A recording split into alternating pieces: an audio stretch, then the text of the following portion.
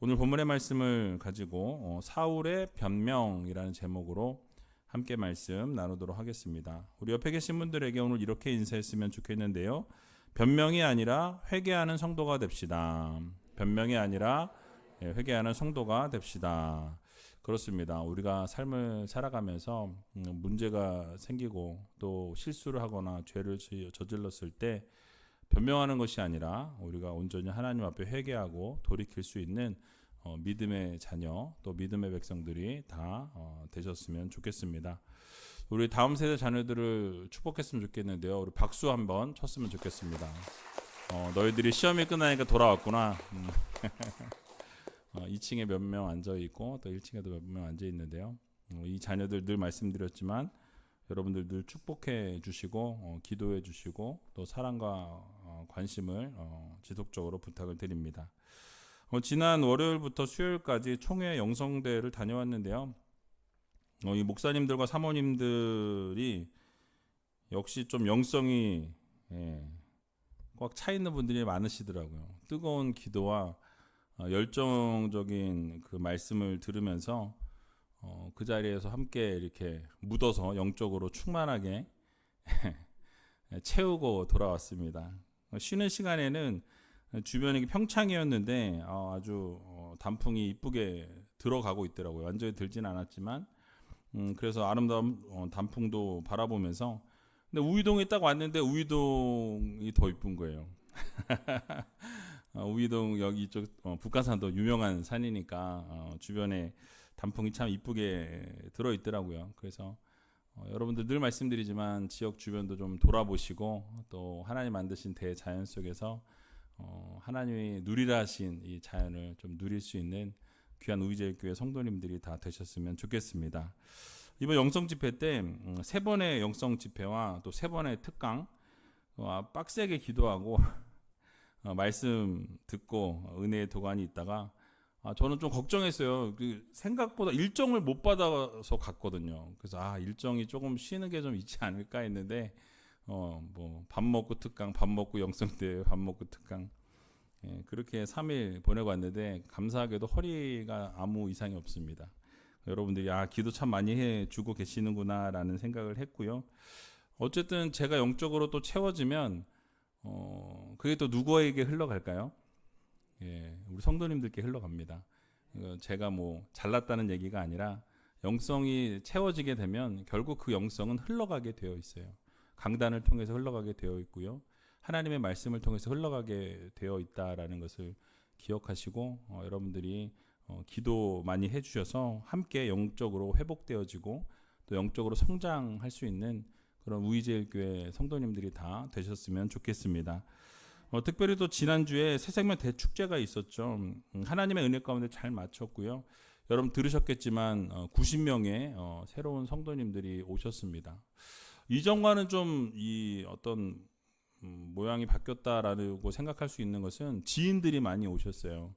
가까운 친구나 가족이나 이제 지금 생각하면서 이분들을 초청해서 오신 분들이 가까이 있는 지인들 또 가족들 이런 분들이 오셔서 정말 구원에 대한 그 열정과 정말 믿음에 대한 그 열정 그래서 복음을 증거하시고 또 오늘도 신방하면서 그 새생명 대축제 때 하나님이 어떻게 역사하셨고 어떻게 사람을 만나게 하셨고 어떻게 인도하셨는지에 대한 부분들도 들었습니다. 그래서 어쨌든 하나님께서 많은 분들을 보내주셨어요. 그분들이 교회에 잘 정착하고 그래서 하나님께서 귀한 그 이름을 생명록책에 기록해 주시고 또 영원한 구원을 꿈꾸면서 그렇게 살아갈 수 있도록 여러분들이 사랑과 관심을 주셨으면 좋겠습니다. 그래서 함께 예배에 나와서 함께 예배할 수 있도록 또 찬양하고 기도할 수 있도록 또 먼 곳에 계신 분들은 굳이 여기까지 오시는 게 아니라 가까운 교회 나갈 수 있도록 기도해 주시고 권면해 주시고 그래서 하나님의 백성으로 자녀로 세워질 수 있도록 늘 관심을 가져주시면 감사하겠습니다. 자, 이번 주에는 사무엘상 말씀을 함께 읽었는데요. 여러분 앞부분에 이전에 이제 설교를 제가 사무엘상을 계속 강해 설교를 쭉 했기 때문에 이 앞부분을 좀 뛰어넘고 중간에 있는 부분들을 오늘과 주일에 설교를 하려고 합니다. 오늘 본문을 읽어보게 되면 이 사울 왕이 하나님으로부터 왜 버려짐을 당했는가, 그 요즘 말로 팽 당했다 그러잖아요. 왜 하나님으로부터 팽 당했나, 그 이유를 좀 우리가 생각해 볼 필요가 있는데요. 오늘 본문 8절 말씀을 보니까 이렇게 말씀을 시작하죠. 같이 한번 8절 말씀 읽어보도록 하겠습니다. 사울이 사무엘의 정한 기한대로 이레를 기다리되 사무엘이 길갈로 오지 아니하매 백성이 사울에게서 흩어지는지라. 아멘. 자, 여러분 뭐라고 말씀하고 있습니까? 사무엘이 이레의 기간을 정해놨다라고 이렇게 말씀해요. 그리고 사울을 어떻게 합니까? 기다리게 만들었어요. 그러니까 이 사무엘이 사실 바로 올 수도 있었던 아마 상황이지 않았을까? 그런데 7일이라는 시간을 기다리라라고 이렇게 명령을 하게 됩니다. 여러분, 그 고대 사회에서의 전쟁을 우리가 생각해 보면 그 전쟁의 이 배경에는 무엇이 있냐면 그 어떤 나라와 A라는 나라와 B라는 나라가 전쟁을 하게 될 때 이 A라는 나라와 B라는 나라끼리 전쟁하는 것이 아니라 사실은 그들이 섬기고 있는 신들의 전쟁이라고 생각했던 시대였어요. 그러니까 이스라엘과 블레셋이 싸우게 될 때 이스라엘의 신과 이 블레셋의 신이 싸우게 된다라고 그들이 생각했던 것이죠. 그래서 이 고대 사회에서는 언제나 전쟁을 나아가기 전, 출정을 하기 이전에 뭘 했냐면 자신들이 섬기는 신에게 제사를 드리는 그런 일들이 있었다라는 것이죠.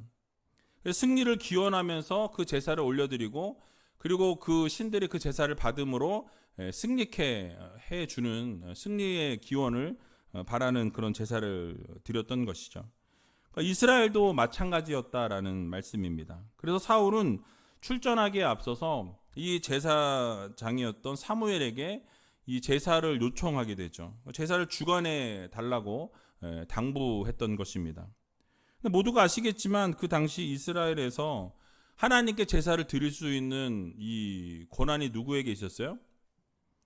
왕에게 있었던 것이 아니라 제사장들에게 있었다라는 거예요. 그래서 제사장만이 이 제사를 집전할 수 있는, 그래서 왕이 할 수 있는 것이 아니라 제사장을 통해서 이 제사가 하나님께 드려질 수 있도록 그렇게 되어 있었기 때문에 사무엘이 이 제사를 집전해야 했다라는 것이죠. 그래서 사울도 스스로 제사를 집전한 것이 아니라 왕이었음에도 불구하고 이 제사장이 사무엘에게 제사를 집전해 줄 것을 요청했다라는 말씀이죠. 자, 그런데 사무엘이 이 사울의 부탁을 받고서 즉시 제사를 집전하지 않았다라는 거예요. 사무엘은 사울에게 자, 이레를 기다리라, 7일을 기다리라라고 이렇게 조치했던 것을 보게 됩니다. 그러니까 여러분이 만약에 사울이었다라고 한다면 여러분 어떤 생각이 드실까요? 이 사울이 지금 사무엘의 그 조치가 마음에 안 들었을 것 같아요. 당장 지금 전쟁을 코앞에 두고 있고 이 건너에는 지금 진을 치고 블레셋이 언제 쳐들어올지 모르는 그런 상황 가운데 놓여 있었어요. 그러니까 지금 전쟁의 그 절박함 가운데 있고 다급한 상황 가운데 놓여 있는데 언제 공격을 당할지 모르고 언제 위기에 처할지 모르는 상황에 놓여 있음에도 불구하고 여러분 7일이라는 이 시간은 결코 쉬운 시간이 아니었다라는 거죠. 여러분 앞에 전쟁이 지금 이 바로 앞에 여기서 전쟁이 일어나려고 하는데 야 7일 기다려 이러면 여러분 어떠시겠습니까? 죄송합니다. 미친 막 이러지 않겠어요? 네. 그런 마음이었을 거라는 것이죠. 게다가 이스라엘 군사들이요 블레셋 이 군대에 모인 것을 보고 흩어지기 시작합니다. 대열을 이탈하기 시작했다라고 성경은 말씀하고 있어요. 그러니까 한 명의 군사라도 더 있을 때 전쟁을 치러야 그나마도 이길까 말까인데 흩어지기 시작하는 상황을 바라보게 되니까 마음이 너무너무 조급해진 거예요. 그러니까 7일 동안 기다리라고 했으니까 그 마음이 얼마나 초조했겠습니까? 야, 이거 큰일 났다. 지금 당장 전쟁을 치러도 이길까 말까인 상황 가운데에서 이 점점 이스라엘 백성들이 쫄아가지고 점점 흩어지고 있는 그런 상황에 놓이게 된 것입니다. 그러니까 아마도 사울의 입장에서 볼 때 이 7일이라는 시간은 불필요한 시간이었다라는 거예요. 쓸데없는 시간인 것 같고 이 시간 너무나도 힘든 시간이었다라는 사실이에요. 그러니까 사울의 입장에서만 생각해 보면, 아니 도대체 왜 이런 쓸데없는 시간을 만들고 왜 이런 7일이라는 기간을 만들어서 나를 왜 공경에 빠뜨리는 것일까라는 생각을 했을 수도 있다라는 것이죠. 원망의 마음이 들었을 것 같아요. 아마도 인간적인 생각으로는 뭐 충분히 그럴 수 있는 상황인 것이죠. 여러분들이 만약에 그 사울 왕의 입장이었다면 여러분도 아마 동일하지 않았을까요? 불평하거나 원망하거나 어째서 왜 7일을 기다려야 하는가? 난 이해되지 않는다. 도저히 이거는 있을 수 없는 일이다. 이런 생각을 할 수밖에 없는 그런 상황이었습니다. 자, 하지만 사무엘이 이 사울에게 왜 7일이라는 이 시간을 기다리게 했을까요? 정말로 여러분 이 7일이라는 이 시간이 이 사울에게는 무의미한 시간이었을까요? 애를 정말 먹이기 위한 한번 골탕 먹어봐라. 너 이 자식 7일 동안 한번 고통 좀 당해봐라. 이런 마음으로 사무엘이 7일이라는 시간을 할애했겠냐라는 것이죠. 절대 아니었다라는 사실이에요. 오히려 그 반대로 사울에게는 너무나 중요한 시간이었습니다. 그 시간을 통해서 사울은 하나님께 더 매달리는 시간이 되었어야 한다라는 거예요. 7일을 기다리게 하신 이유가 무엇인지를 고민하고 그 7일 동안에 하나님 왜 7일을 기다려야 하는지 나에게 알려주십시오. 또 이 시간을 통해 하나님을 더 신실하게 바라보면서 하나님께서 하실 일들을 기대하면서 기도하면서 기다릴 수 있는 그런 왕의 모습을 보여주었어야 한다라는 거예요.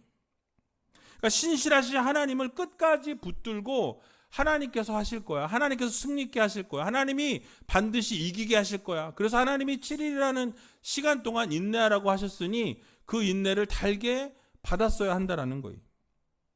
자, 그런데 사울 왕이 어떻게 했습니까? 하나님께서 기다리라고 하신 그 시간들을 어떻게 해요? 자기의 뜻대로 어기고 마는 모습을 보여주게 됩니다. 자, 여러분 우리의 신앙생활을 한번 돌아봤으면 좋겠어요. 여러분들의 신앙생활은 어떠십니까? 우리도 그런 때가 있습니다. 하나님께서 정하신 때가 있고 하나님이 정하신 시간이 있다라는 거예요. 그러니까 우리에게는 전혀 무의미해 보일 때가 있는 거예요. 왜요? 내가 생각할 땐 지금 당장인데, 내가 생각할 땐 지금이 가장 적기인데, 이 시간 놓치고 나면 기회가 다 없어져 버리고 기회가 다 떠날 것 같은데 하나님은 허락하지 않으시는 거예요. 하나님은 이루시지 않는 거예요. 하나님은 당장 이루어 주셔야 되는 것이 맞는 것 같은데 하나님은 역사하지 않으시고 아무런 응답이 없으실 때가 우리의 삶에 너무나 흔하게 일어나는 것을 보게 된다라는 거예요. 그래서 우리가 불안해하고 초조해하고 안타까워하면서 원망과 불평으로 일관하는 삶을 살아갈 때가 우리의 삶에 많은 것을 보게 되죠. 안 그렇습니까? 저만 그런가요? 분명히 웃으시는 분들은 그런 경험들이 다 있으신 것 같아요. 그래서 여러분, 이 지극히 인간적인 생각이고 하나님께서는 그 기간이 정말 우리에게 필요하기 때문에 그렇게 기다리라 말씀하신 거예요. 그 시간이 정말 우리에게 있어야 하기 때문에 우리에게 기다리라고 하나님께서 명령하셨다라는 사실이에요. 그래서 여러분 이렇게 말씀드리면 이해가 좀 쉬울 것 같아요. 그러니까 하나님의 시간과 우리의 시간이 다르다라는 거예요. 하나님의 때와 우리의 때가 다르다라는 거예요.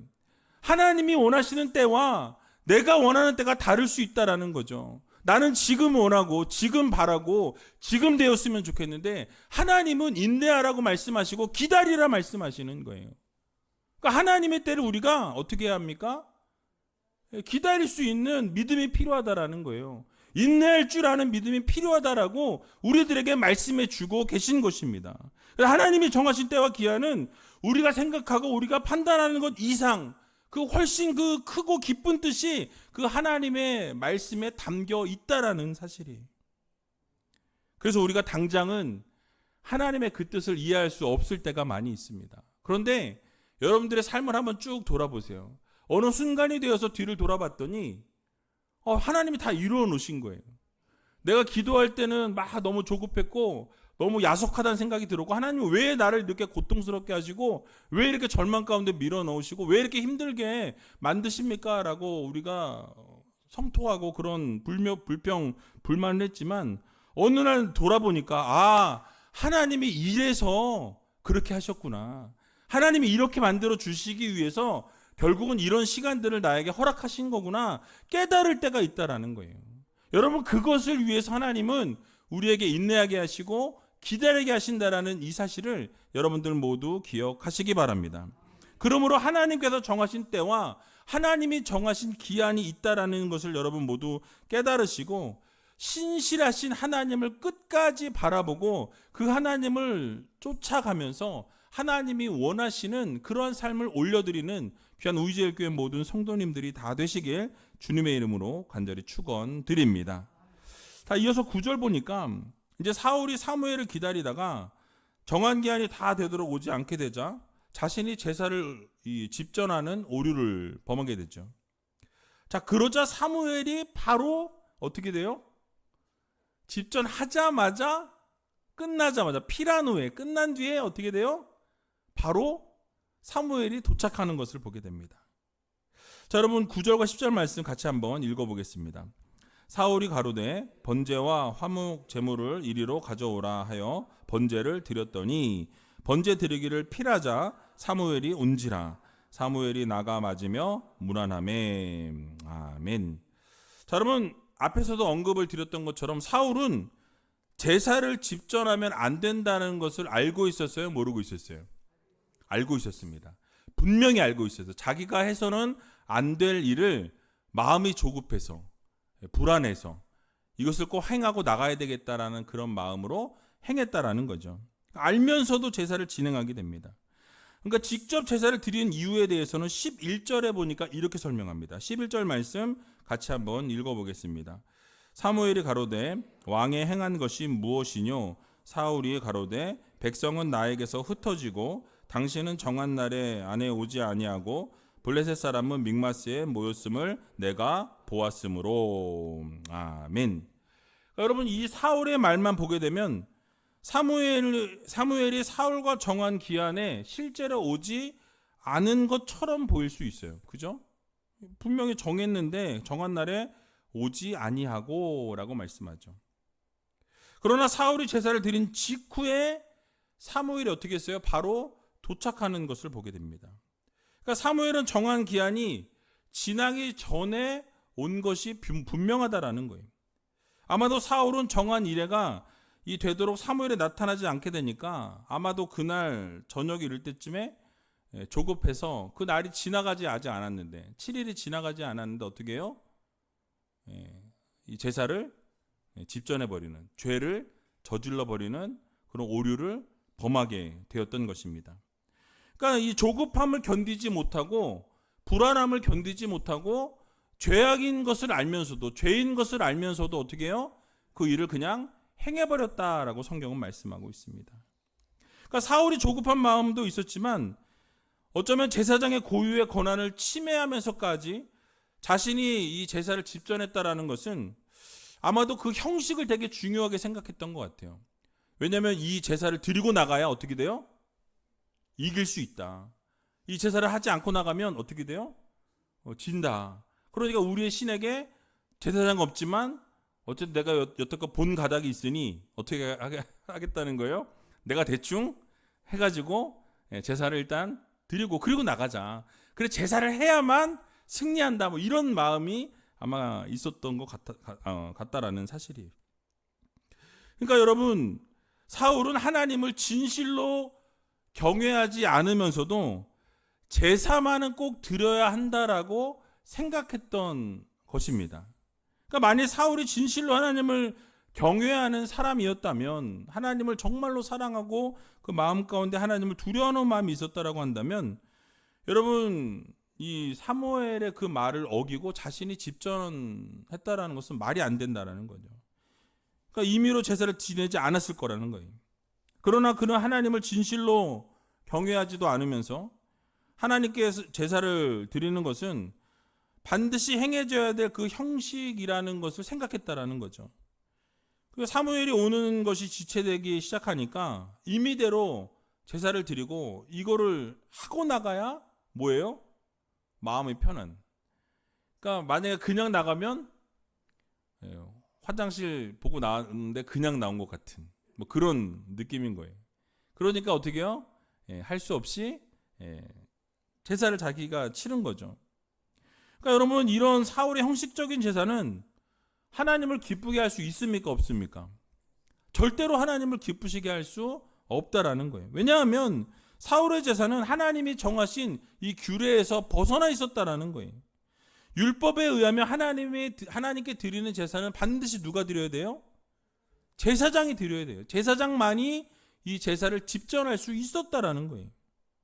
따라서 제사장이 아닌 사람이 제사를 드리게 되면 아무리 훌륭한 제물을 사용한다고 해도 그것은 바른 제사가 될 수 없을 뿐만 아니라 하나님을 멸시하는 행위였다라는 것이죠. 그러니까 하나님을 멸시하는 행위였음에도 불구하고 어떻게 해요? 그것을 어기고 제사를 드렸다라는 사실입니다. 그래서 뭐라고 이야기합니까? 사무엘이 사울을 향해서 내가 망령되이 행하였다라고 이렇게 선포하는 것을 보게 됩니다. 그렇게 책망한 이유가 바로 이런 이유였다라는 것이죠. 여러분, 그렇습니다. 제사는 하나님께서 정하신 규례에 따라 하나님께 드려지는 예배가 되어야 하나님이 기뻐하신다라는 거예요. 여러분, 만약 하나님께서 정하신 규례와 관계가 없이 그저 형식적으로 드리고 그리고 드리는 자의 그런 마음대로 드리게 되면 여러분, 하나님이 어떻게 하시겠습니까? 그 제사 받으시겠어요? 그러니까 하나님이 정해놓으신 대로 하지 아니하고, 여러분 레위기 읽어보셨잖아요. 얼마나 디테일하게 하나님이 별의별 걸 다 말씀하시잖아요. 그러니까 그러한 하나님이 디테일한 하나님이신데 하나님이 정해놓으신 규례, 하나님이 정해놓으신 율법을 어기는 그 제사를 하나님이 받으시겠냐라는 거예요. 그러니까 기뻐하시지 않는 것은 물론 도리어 하나님의 심판이 임할 수 있다라는 이것을 우리는 반드시 기억해야 할 것입니다. 그리고 이것은 오늘을 살아가는 우리들에게도 동일하게 적용이 되어진다라는 거. 여러분들의 삶에 동일하게 적용이 되어집니다. 여러분, 신약의 예배가 바로 구약의 제사와 동일하다라는 것이죠. 따라서 신약의 예배가 어떻게 드려져야 됩니까? 하나님께서 정하신 원리에 따라서 예배가 드려져야 한다라는 거예요. 여러분, 만약에 우리가 하나님께서 정하신 예배의 원리를 무시하고 내 생각과 내 마음과 내 뜻대로 내가 하고 싶은 대로 예배를 드리면 그 예배는 어떻게 되겠습니까? 하나님이 절대로 기뻐서 받으실 수 없는 예배가 된다라는 거예요. 그러니까 여러분, 우리가 아무렇게나 형식적으로 드린다면 우리의 예배는 하나님이 절대로 기쁘게 받으실 수 없는 예배가 되고 도리어 하나님을 멸시한 대가로 어떻게 되어집니까? 하나님으로부터 징계를 받거나 진노를 살 수 있다라는 것을 우리는 반드시 기억해야 할 것입니다. 자, 그렇다면 하나님께서 기뻐하시는 예배는 여러분 과연 무엇입니까? 바로 하나님의 진노가 무서워서 마지못해 형식적으로 그냥 드려지는 그런 예배가 아니라 정말 하나님의 은혜에 감사해서 감격이 넘쳐나는 예배, 하나님의 그 은혜가 너무 감사해서 감사가 넘쳐나고 감격이 넘쳐나고 기쁨이 넘쳐나는 그런 예배를 하나님 앞에 올려 드려야 한다는 거예요. 우리의 마음과 정성과 생각과 모든 것을 집중해서 하나님을 바라고 하나님을 구하고 하나님이 받으실 만한 예배가 되기 위해서 내가 어떻게 해요? 하나님이 원하시는 기뻐하시는 예배를 정성껏 최선을 다해서 드려야 한다는 것이죠. 늘 말씀드리지만 여러분, 이 같은 공간 안에서 함께 예배를 드리지만 어떤 이의 예배는 받으시고 어떤 이의 예배는 받지 않으신다라는 것을 우리는 반드시 기억해야 한다는 거예요. 여러분, 모든 예배가 받아주실 거라고 생각하는 건 착각입니다. 우리가 함께 예배를 드려도 그 함께 드리는 그 같은 예배의 공간 안에서도 하나님께서 받으실 만한 예배가 있고 받으실 수 없는 예배가 있다라는 거예요. 그래서 여러분, 우리가 이 하나님께서 예배의 원리를 주님께서 요한복음 4장 24절에서 이렇게 말씀하시죠. 같이 한번 읽어보도록 하겠습니다. 하나님은 영이시니 예배하는 자가 신령과 진정으로 예배할지니라. 아멘. 그러니까 하나님께서 원하시는 건 뭐예요? 우리가 신령과 진정으로 예배를 드리기 원하신다라는 거예요. 우리의 온 마음과 정성과 우리의 모든 뜻과 모든 것을 다 동원해서 어떻게 해요? 하나님 앞에 정성껏 예배를 올려드리는 거예요. 오늘 찬양팀이 함께 찬양했잖아요. 여러분, 함께 앞에서 찬양하는 이유가 무엇입니까? 우리가 하나님이 받으실 만한 기도를 올려드리는 거, 곡조 있는 기도잖아요. 곡조 있는 기도를 올려드리면서 우리의 마음도 열고 하나님이 받으실 만한 기도를 올려드리고 받으실 만한 예배를 올려드리기 위해서 그러한 모든 것들이 하나하나 준비되어 진다라는 사실이죠. 그러니까 우리가 예배를 드릴 때 만약 신령과 진정으로 예배를 드리지 아니하면 여러분 그 예배는 아무리 웅장한 파이프 오르간이 있고 어마어마한 무슨 화음이 잘 맞춘 찬송이 울려 퍼지고 대단한 힘 있는 설교가 선포되어진다 할지라도 하나님께서는 기뻐 받으실 수 없는 예배가 된다라는 거예요. 왜요? 신령과 진정으로 드리지 못한 예배가 되기 때문에 그렇습니다. 그래서 하나님이 그런 예배는 받지도 않으실 뿐만 아니라 그 예배는 견디지 못하겠다라고 주님 말씀하세요. 내가 그 지겹다라고 말씀하시는 것을 우리 성경을 통해서 보게 됩니다. 그러니까 여러분 형식적인 예배는 하나님이 원하시지 않는 예배예요. 하나님이 기뻐하실 수 없는 예배인 것입니다. 그러므로 사랑하는 우지엘교회 성도 여러분, 우리는 반드시 기억해야 합니다. 우리가 하나님 앞에 예배를 드릴 때 우리는 언제나 신령과 진정으로 우리의 마음을 정성을 다 쏟아서 하나님 앞에 우리가 받으실 만한 예배를 올려드리는 성도들이 되어야 한다는 거예요. 그래서 우리가 하나님 앞에 드리는 모든 예배는 하나님을 영화롭게 하는 예배, 그리고 하나님이 기뻐하실 만한 예배를 드려야 한다는 것이죠. 근데 그렇게 만약에 신령과 진정으로 드리지 못하는 예배가 된다면 하나님을 영화롭게 하지 못할 뿐만 아니라 오히려 하나님의 노와 하나님의 분노를 일으키게 되는 예배가 될 수 있음을 우리는 기억해야 할 것입니다. 여러분 그 이유가 무엇이죠? 가인과 아벨의 예배를 생각해 보면 딱 들어맞는다라는 거예요. 가인의 예배는 가볍게 취급하면서 예배를 또 형식적인 제물을 그냥 드렸던 것을 보게 되죠. 그러니까 신령과 진정이 포함되어 있지 않은 예배, 하나님 앞에 온전한 예배를 드리지 못한 그 예배는 하나님이 어떻게 하세요? 연락지 않으셨다라고 분명히 성경은 말씀합니다. 연락지 못할 뿐만 아니라 불신앙과 결국 살인자의 모습으로 살아가게 되는 모습을 우리는 보게 되죠.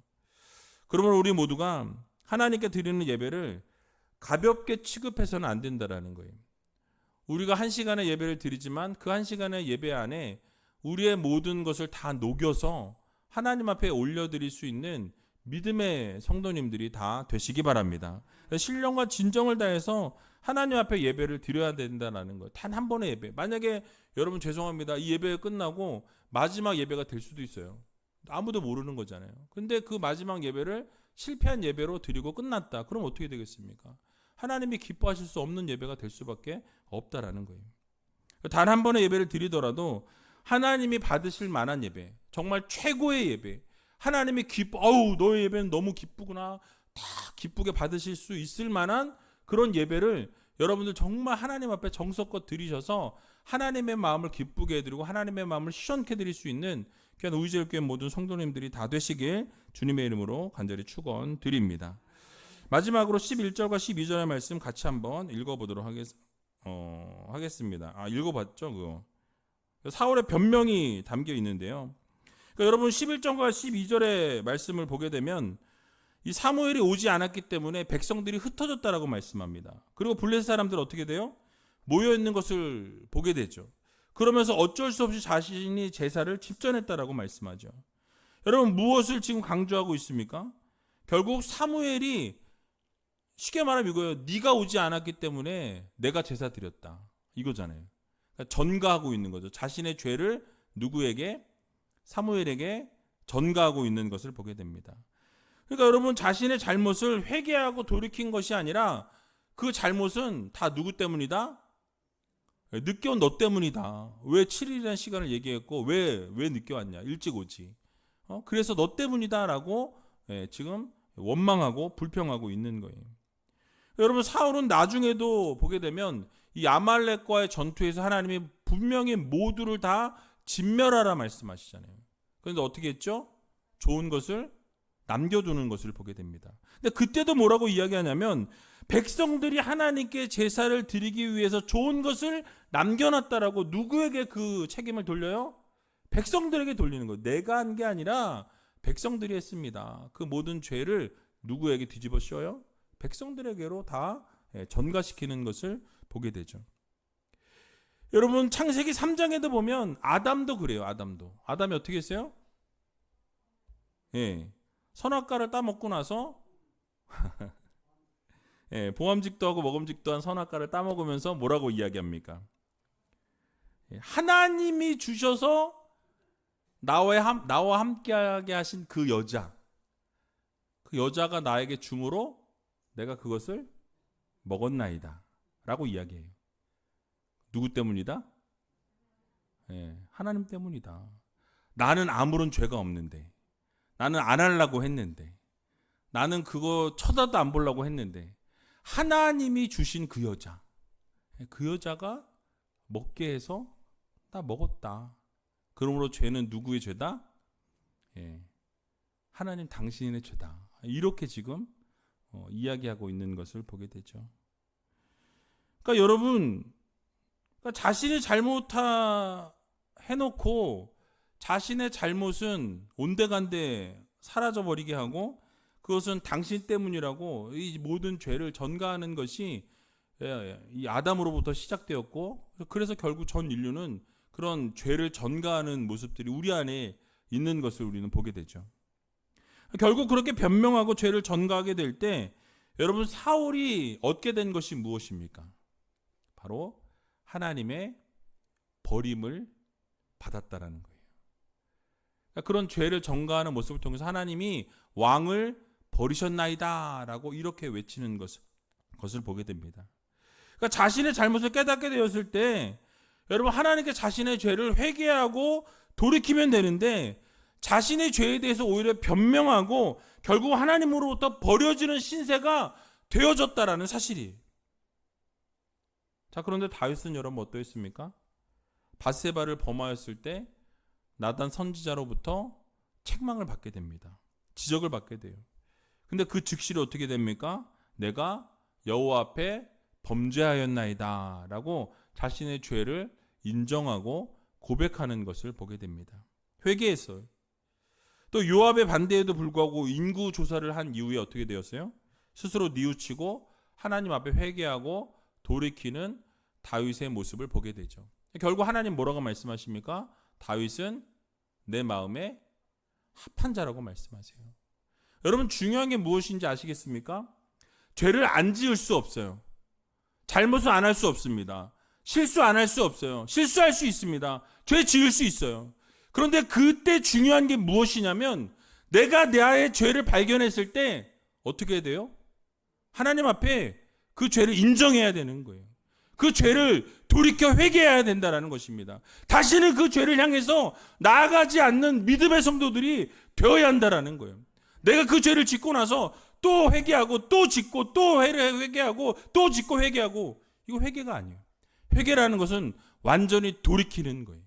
완전히 거기서부터 180도 돌이켜서 이제는 다시는 그 삶을 살아가지 않는 것이 진정한 회개라는 것을 여러분들 모두 기억하시기 바랍니다. 그래서 우리가 중요한 것은 우리가 범죄하고 우리가 실수했을 때 우리는 그 잘못에 대해서 변명하는 성도가 아니라 어떻게 해야 됩니까? 그 실수를 인정할 수 있는, 그 우리의 잘못을, 우리의 죄를 인정하고 고백하고 그리고 하나님 앞에 회개할 수 있는 믿음의 성도들이 되어야 할 것입니다. 그러므로 어떠한 경우라도 우리의 죄를 남의 탓으로 돌리는 그런 일들을 해서는 안 된다라는 거예요.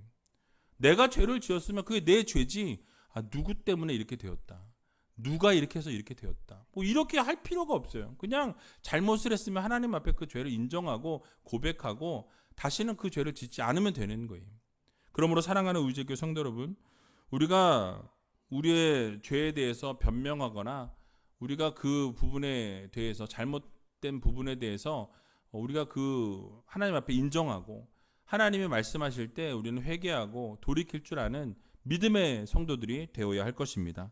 그래서 변명으로 일관하는 어리석은 성도가 아니라 언제나 하나님 앞에서 잘못을 인정하고 회개하고 돌이킬 줄 아는 지혜로운 우이제일교회 모든 성도님들이 다 되시길 주님의 이름으로 간절히 축원드립니다.